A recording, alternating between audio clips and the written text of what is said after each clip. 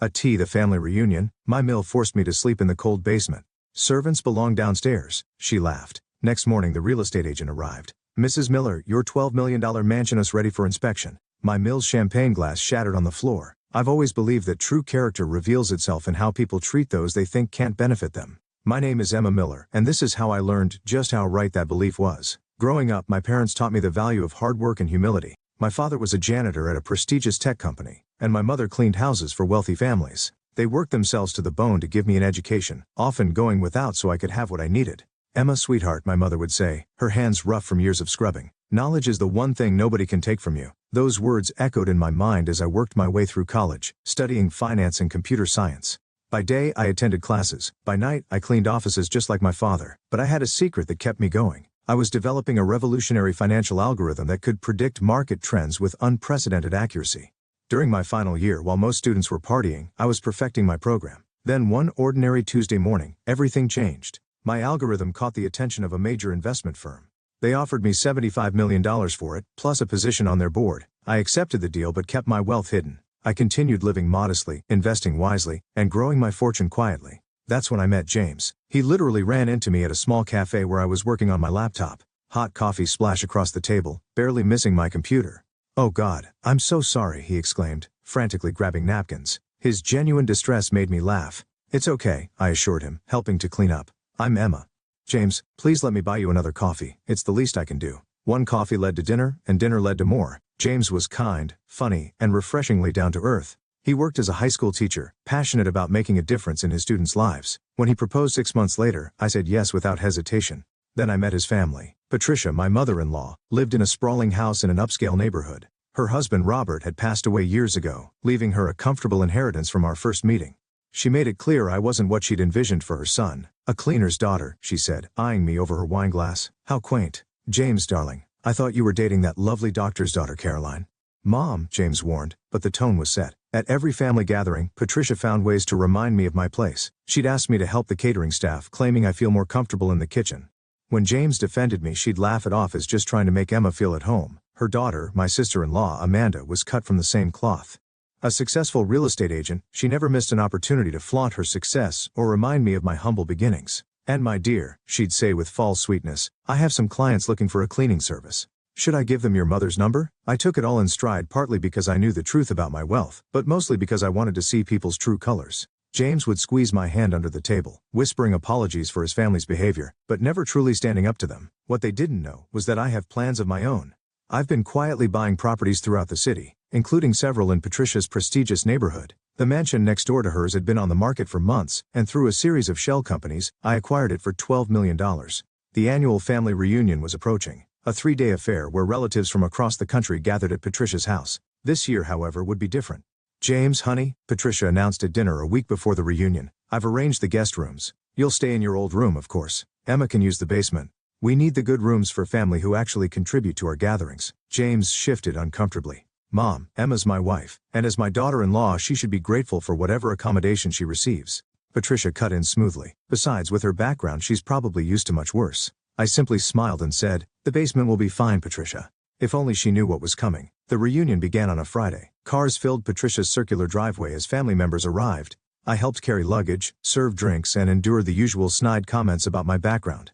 That evening, as everyone settled into their luxurious guest rooms, I made my way to the basement with my small suitcase. The basement was cold and musty with a narrow cot set up in the corner. As I sat on the creaking bed, I heard laughter floating down from above. Patricia's voice carried clearly through the vents. "Can you believe she actually took the basement without complaint?" I told James he should have married Caroline. At least she knows how to carry herself in proper society. More laughter followed. I checked my phone. One new message from my property manager.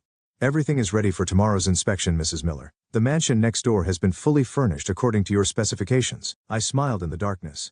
Tomorrow would certainly be interesting. Saturday morning dawned bright and clear. I woke early, my back aching from the basement cot, and made my way upstairs. The kitchen was already bustling with activity as Patricia directed the catering staff for the day's brunch. "Oh, Emma, good. Since you're up, make yourself useful and help Maria with the dishes," Patricia commanded, not even looking in my direction. "And do try to stay out of sight when the guests arrive. We have some very important people coming today." I caught James's eye as he entered the kitchen. He looked pained but remained silent, reaching for his coffee. The familiar sting of his passive acceptance made me straighten my shoulders. Just a few more hours, actually, I said calmly, checking my watch. I have an appointment this morning. Patricia's head snapped up. An appointment? During our family reunion? How incredibly rude. Now, Mom, James began weakly, but Amanda cut him off as she swept into the kitchen. Mother, the Hendersons just pulled up. You know, the ones who bought that gorgeous mansion next door. She smirked at me. They're my biggest clients this year. The sale was worth $1 million in commission. Patricia preened. Wonderful. Emma, before you leave for whatever menial task you have planned, at least make yourself useful and help serve the Moses. I smiled. I really must go. My real estate agent is waiting. Real estate agent? Amanda scoffed. What are you looking at? Studio apartments in the bad part of town? The doorbell rang, and Patricia hurried to answer it, shooting me a warning look. I followed the group into the grand foyer where a sophisticated woman in a sharp suit waited. Good morning, Mrs. Miller, she said, smiling directly at me. The mansion is ready for your final inspection. The room fell silent. Patricia's carefully crafted smile froze on her face. There must be some mistake, she said with a forced laugh. Emma isn't. Emma Miller, I confirmed, stepping forward, owner of the mansion next door. Amanda's mimosa glass slipped from her fingers, shattering on the marble floor. That's impossible. I handled that sale. Through my shell corporation, yes, I said pleasantly. I believe your commission check was quite substantial. James stared at me, his coffee cup suspended halfway to his mouth. Emma, what's going on? Perhaps we should all sit down, I suggested, gesturing to the living room. I have quite a story to tell. Once everyone was seated, Patricia and Amanda perched on the edge of their seats like birds ready to take flight. I began. 7 years ago, I developed a financial algorithm that sold for $75 million, I said calmly. Since then, my investments have multiplied that many times over. The mansion next door is just one of many properties I own. But you let us think, Patricia sputtered, that I was a cleaning lady's daughter who married above her station. I finished. Yes, I did. And you all showed me exactly who you are through how you treated someone you thought was beneath you. This is absurd. Amanda stood up, her face flushed. Mother, she's clearly lying. My real estate agent cleared her throat. I can assure you, Mrs. Henderson, that Mrs. Miller's credentials are impeccable. In fact, she owns controlling interest in the development company that built this entire neighborhood. Patricia's face had gone from red to white. The entire neighborhood, including this house, I confirmed quietly. I bought it last month when it was technically still under your late husband's estate. The paperwork was finalized yesterday. The silence that followed was deafening. James had sunk into his chair, his face a mask of shock and dawning realization. You mean? Patricia's voice trembled. This isn't my house anymore. It's mine, I said simply. Just like the basement where you made me sleep last night. Amanda jumped up. Mother, she can't do this. We'll fight it in court. You're welcome to try, I replied. My lawyers have ensured everything is perfectly legal, but right now I'd like you both to leave my house. Leave? Patricia gasped. But where will I go? This is my home. Was your home? I corrected. Don't worry. I've arranged for temporary accommodations for you. There's a modest apartment available in the building where my parents used to work as janitors. I hear the basement unit is particularly cozy. The family gathering had devolved into chaos. Relatives whispered among themselves, some looking shocked, others secretly pleased to see Patricia's pride take such a fall. James finally found his voice. Emma, why didn't you tell me? He asked quietly. I turned to face my husband. Would it have made a difference? Would you have stood up to your mother's treatment of me if you'd known I was wealthy? Because if money is what it takes to earn basic respect in this family, then we have bigger problems than where I sleep. The real estate agent cleared her throat. Mrs. Miller, shall we proceed with the inspection of your new property? Yes, I said, standing. Patricia, I'll have my staff help you pack. You have until tomorrow evening to vacate the premises. As I walked toward the door, Patricia's voice rang out, suddenly honey and pleading. Emma, dear, surely we can discuss this. We're family after all. I paused at the doorway, turning back to face her. Family? Let's talk about family, Patricia. Last Christmas you seated me at the children's table and told everyone it was because I wouldn't know how to behave at the adults' dinner. Last month you accidentally excluded me from James's birthday celebration. And just yesterday, you made me sleep in a basement because you said I wasn't good enough for a real room. I didn't mean, she scammer. Yes, you did, I said firmly. You meant every slight, every insult, every attempt to humiliate me. You showed me exactly who you are, Patricia. Now I'm showing you exactly who I am. The sound of my heels clicking on the marble floor echoed through the silent house as I walked out, head held high. Behind me I could hear Patricia's sobs and Amanda's angry protests, but I didn't look back. The following weeks were a storm of activity and emotions. Patricia and Amanda moved out as required, though not without drama. They hired lawyers, of course, but as my legal team had predicted, every transaction was ironclad. I moved into the mansion next door, leaving James to decide his own path. The distance gave me time to think about our marriage and what it meant to build a life with someone who couldn't stand up for you. One evening, about a month after the revelation, my security team alerted me to a visitor. James stood at my front door looking more disheveled than I'd ever seen him. Can we talk? He asked quietly. I led him to my home office, a warm room filled with family photos, including one of my parents on their 30th anniversary. James's eyes fixed on it as he sat down. I've been doing a lot of thinking, he began, about everything. About us, I've also been seeing a therapist. I waited, letting him find his words. I failed you, Emma. Not just at the reunion, but every time I let my mother treat you like you are beneath us. I told myself I was keeping the peace, but really, I was just being a coward. Yes, you were, I agreed softly. He winced but continued. The thing is, I kept wondering why you didn't tell me about your success. Then I remembered last Thanksgiving when Mom made that comment about your father being just a janitor, and I laughed. I actually laughed. Tears formed in his eyes. That's when you were going to tell me, wasn't it? I nodded. I had the papers in my bag. But watching you laugh at your own father-in-law, I realized that you were just like them. I was, he admitted, and that shame is mine to carry. But Emma, I want you to know what's happened since you left. He straightened in his chair. I resigned from my teaching position at Brighton Prep. This surprised me. James had taught at the prestigious private school for years. I took a job at Riverside High School instead, he continued. It's in the neighborhood where you grew up. The kids there, they remind me of you. Brilliant, determined, just needing someone to believe in them. And your mother, I haven't spoken to her since she moved out.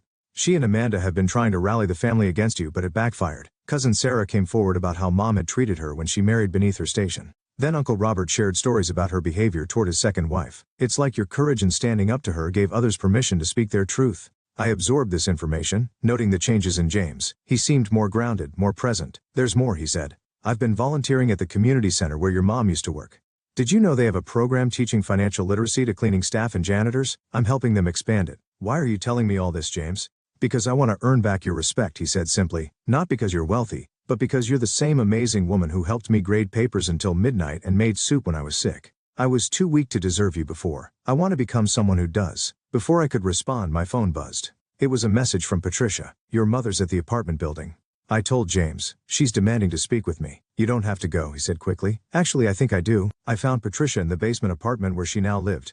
The irony wasn't lost on either of us. Her designer clothes looked out of place against the concrete walls. Hello, Patricia. She turned, and I was struck by how different she looked.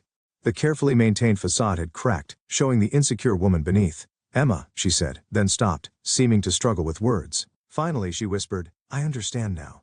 Understand what? What it feels like to be judged by where you live? To have people look down on you? Her hands trembled. Yesterday I couldn't get a restaurant reservation because of my new address. Me, I've been going there for 20 years. Feels awful, doesn't it? She nodded, tears spilling down her cheeks. I've been horrible, not just to you but to so many people.